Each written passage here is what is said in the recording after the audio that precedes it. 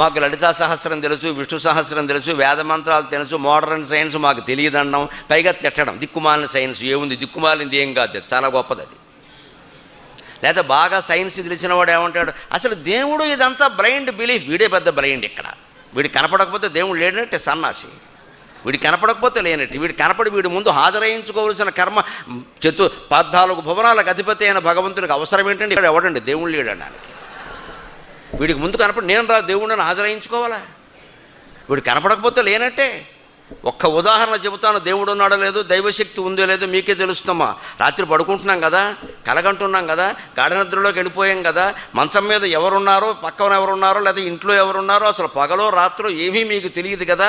అయినా మీ ఊపిరి ఉచ్ఛ్వాస నిశ్వాస నిర్భయంగా, నిస్సంకోచంగా, నిరాటంకంగా నడుస్తుంది అంటే లోపల అమ్మవారి శక్తి కాదండి. అనుమానం ఏదైనా ఉందా? అనుమానం ఏదైనా ఉందా? అందులో ఆ జీవశక్తి లోపల ఉందా? జీవశక్తినే దేవుడు అన్నారు. దాన్ని లలితాదేవి అన్నారు నీకు అర్థం కావడం కోసం.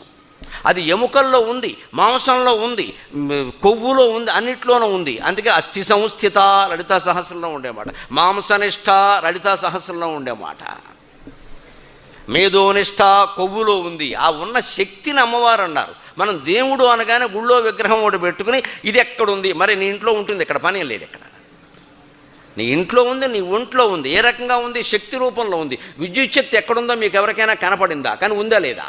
ఆ విద్యుత్ శక్తి కదా ఇక్కడ నేను దీపాల రూపంలో వెలుగుతోంది. ఆ విద్యుత్ శక్తి కదా నా మాటలను మీకు అందేలా చేస్తాను. విద్యుత్ శక్తిని నాకు చూపించండి, నా కంటికి చూపించండి, లేకపోతే నేను నమ్మనంటే నేను మూర్ఖుణ్ణి అవుతా. పనిచేస్తుంటే తెలియట్లా, చూపించడం ఏంటయా? పైగా అంతటా వ్యాపించి ఉంది. ఈ వైరంతా విద్యుత్ ఉందా లేదా? కనిపించదే, వైరే కనపడుతోంది. వైరు కోసి వేలు పెడితే కనపడుతుంది, పెట్టు తెలుస్తుంది. ఇక మనం కనపడం. వైరింగ్ ఎంత ప్రాంతం జరిగిందో అంత ప్రాంతము విద్యుత్తు వ్యాపించినప్పటికీ బల్బు ఉన్న చోటే విద్యుత్తు కనపడుతోంది. అలాగే భగవంతుడు సృష్టి అంతా వ్యాపించినప్పటికీ దేవాలయంలోనే వ్యక్తం అవుతాడు ఖచ్చితంగా. అది దేవాలయం ఉనికి, దేవాలయ వ్యవస్థ. ఇది అర్థమైతే అది అర్థం.